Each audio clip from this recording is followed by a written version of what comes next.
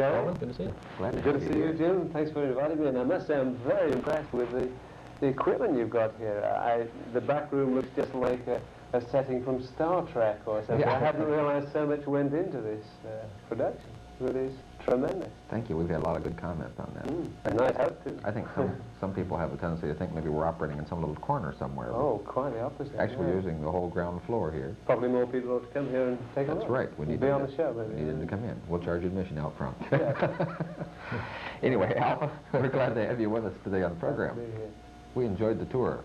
Well, we enjoyed having you there. It was, that again was very professional, very slick. You came in, no nonsense, just got straight on with the job, set the cameras up, and fortunately we got this sort of high point, as we'll see on the film, a vantage point. We could see the plant quite well from there. And you were in and out in an hour, I think, weren't you? But I know your time's valuable. Pretty good. Tell us a little about Signaltone Inc. Before we're going to probably talk some of these things later on. But yes, well, I can't really tell you too much about the history of the company because it is about 10 years old, and I've only been here just over 2.5 years. But it started in Livonia near Detroit with a very small budget and a very small team, and traded there for about 6 years, and then were lured to Cadillac by a very active Chamber of Commerce. I think Bob Jones is still leading the Chamber of Commerce then. And built a brand new factory on the industrial site, as you know, and a very nice factory too, beautiful factory. There is a similar operation in England where I originally worked, and our factory was like as nice as the Signaltone plant. In fact, it's a beautiful building. In fact, that's the one thing that you won't see, unfortunately, today, because it was raining. The day we were there, it was pouring rain. We weren't able to get a shot of the outside of the building. And we're at Signaltone Inc. right here in Cadillac, and I think we better head on out, take a look, see what's happening in the back room, eh? I'll have Alvin and Jim take you around. Right. I'm not sure where we are. We're up in the air. Alvin Judson here with us today, and you're in charge of engineering, I understand. Yes, right? I'm in charge of engineering, and what you'll see here is what we produce. If we can show these 3 sections, you get a good vantage point from up here as well. On the right, the first section we're looking at is mainly air and electric operated horns for the marine industry and for the light industrial market. We assemble parts from many sources, including from France, and they're individually packed, tested and sent to marine or automotive customers. And in the middle section, we produce automotive horns or fit brackets to horns that are produced for us by the French parent company. The horns we produce here are made basically on the large machine in the center section. Then they're sent down the conveyor line, you can just see that black conveyor, and into the test cabin, the white and brown building in the foreground. Each horn is tested, they're 100% tested, and then packed and dispatched to the main automotive customers. Then over on the far left section,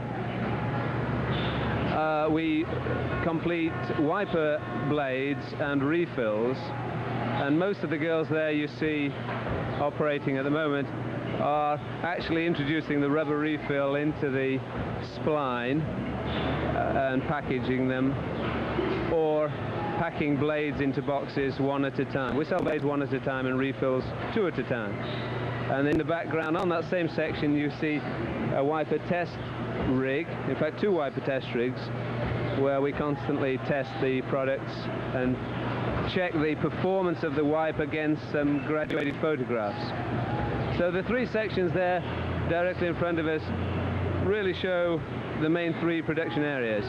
And this occupies probably 1/3 of the total factory floor space at the moment. The total space being, I think John will have mentioned, about 60,000 square feet. Very good, Alvin. Now we're going to step into another room, I understand, and see another phase of how the items are constructed here at Signaltone Inc. in Cadillac. And we're in another room. Where are we now, Alvin? Well, we're still on the same bridge we originally started, but this is a little room we have tucked away in the back, where we're starting a new project, new for Signaltone, quite new for Niemann in Europe, but just wanted to show you this system. We are already selling to Renault in America a coded infrared transmitter, which you carry in your hand and you keep your house keys on the keychain here.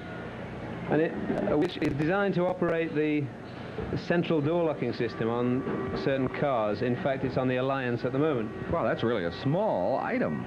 Well, Wouldn't that'd be nice to carry in your car, wouldn't it? Because you're used to larger pieces of equipment. Well, yes, that actually gets carried in your pocket, though, Gary. That's your key. And this bigger part here goes in the car.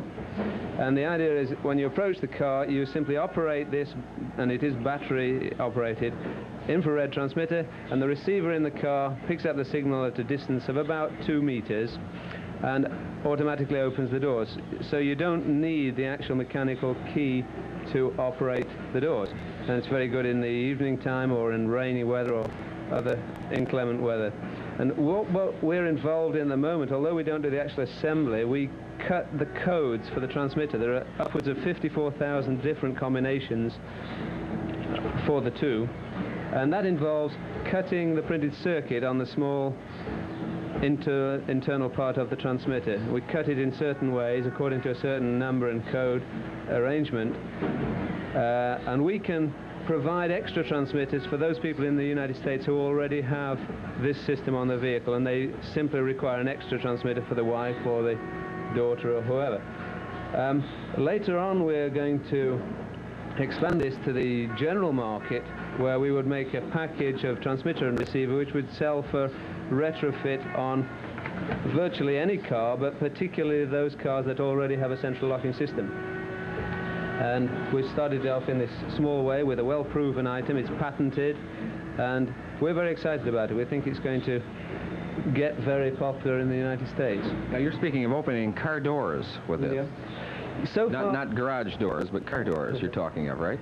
That's correct, Gary. So far, that is the only application, but of course there are many other potential applications, including priming the burglar alarm on your car, or even opening your house door, your garage door, switching HBO on, or switching channel TV3 on if you really wish, remotely. So really, that's quite a change that could really affect all cars being produced, could it not, if these were to be all installed in cars in the future?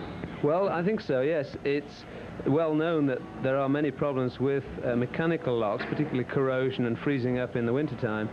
And they're also relatively expensive, relatively crude. They haven't changed for a long time. And if this system can be further extended to automatically start the car, set the burglar alarm system, as I mentioned, and any other applications where you need to remotely control systems within the car, then itself it will be a more economic item to produce and more attractive to the customer for that reason. So we have many high hopes for the thing. I should also mention that being infrared, it's not a radio signal. It's very difficult for anybody to pirate the signal. It's very difficult to stand on the other side of the car with a receiver and find out what the code just transmitted to the car was. So that'll probably start in '84, we're hoping, and we've got a lot of work to do on it. But so far, with the system already in the United States for over a year, we've had some very good results. Very good. Where else do we go from here? Okay, we'd like to take you down on the main production area and show you the actual assembly of horns and wiper blades. Plant now, talking with Jim Strachan. I'm wearing these funny-looking glasses today. You might explain why we're wearing glasses.